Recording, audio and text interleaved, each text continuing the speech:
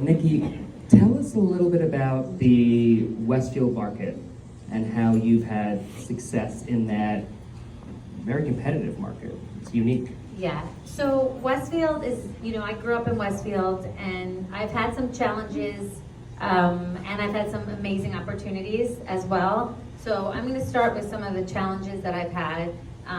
Straight off the bat, when I got my license, I did go to another brokerage in town and had an interview and was pretty excited about it and thought that I would, maybe join their brokerage. And then somebody said, you should go to Coldwell Banker East and Westfield. They're, the #1 office. And, so I was like, okay, but I was very nervous to do that. And I remember going there and having a conversation with my mom, and she said to me, they're like the sharks of the industry.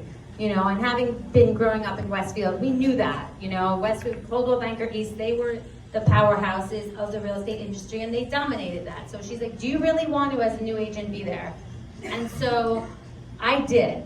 I went there, I met with John Bradley, he was amazing. It was a very long interview. I felt like I had another job at the time, so I was really trying to prove my worth, that I could be there and I could do both.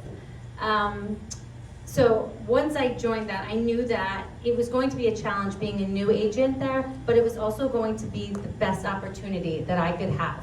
I'm going to have the most opportunities to sit in all these listings at their open houses. I'm going to hear about all these off-market properties, which I did. I'm going to sell these exclusives, which I did, and I took advantage of everything. The challenge I have, and I still have, is that I have 5 years experience to people that have 15 years. So the only thing that I really will tell a seller when I'm going to a listing appointment, if I'm up against somebody with 20 years or 15 years, is that I have, and I have to remind myself this, that I have the experience, I have the amount of sales, I have the amount of, transactions. I'm just newer, but I'm relevant and I know what this market is.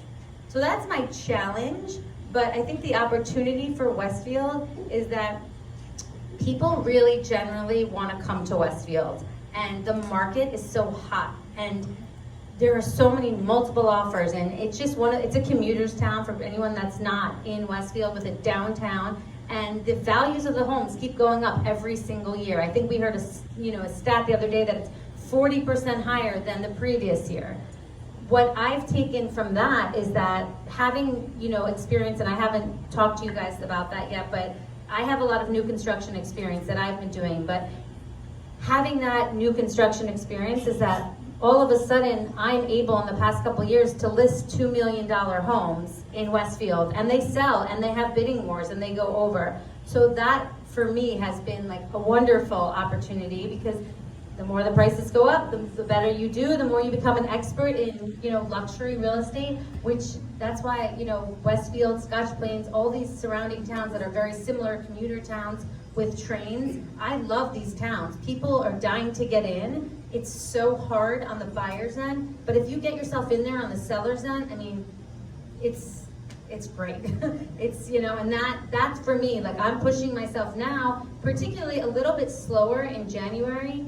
And I've been pushing myself. I have to get those listings because I have so many buyers, but you are offering, there's 26 offers on a home, there's 35 offers, and you are one of those if you're a buyer's agent in Westfield right now. If you're, you have to get on the list side. And so for me, I love working in a town that, demands so much attention and people want to be there, but you have to get in there. You have to show those sellers that you have worth, whether you have 5 years, 10 years, whatever experience. Because if you're just on the buyer side and it's a slow time or there's very low inventory, which we're experiencing right now, it's going to be very hard for you. Well, and it goes back to what you were saying before, right? Just know what you're talking about. Yeah, know what you're talking about. You have to show your worth wherever you are. You may not have something that somebody else has, but you have something else, and I think for newer agents, you have to really push yourself out of your comfort zone a lot. You have to do everything you can to get that listing. You can't, it's not gonna come to you. I've had some things come to me from repeat business, which has been amazing, and someone calls me, oh, you sold my friend's home, can you sell this home? But in general, when I have downtime or when I'm not doing something, I am literally looking at every single person I know on my list which I constantly write and rewrite and write and cross off, and I text them, and I text them something which I think is really relevant, like, hi, I know that, you know, I'm under contract on a home that's down the street from you in Westfield, and I'm pretty sure it went about 200 over ask. So if you're thinking, and these are for soft sellers, like someone that's not right away gonna be selling, but I'm giving them relevant information, which I've changed over the years, not just saying like, hey, it's Nikki, how are you, touching base, you know, if you're ever ready to sell. I don't think that works. I think you have to send people a listing and say, this house looks like yours, and I know that it just went for this. If you're looking to sell anytime. And so that's kind of what I've been doing, you know, on slower times, and just to keep active in the Westfield market, because it's a very challenging market. Thanks, Nikki. You're welcome, And just Ryan. like you said, you gave us relevant information today, just like you gave your sellers. Thank you. Fantastic.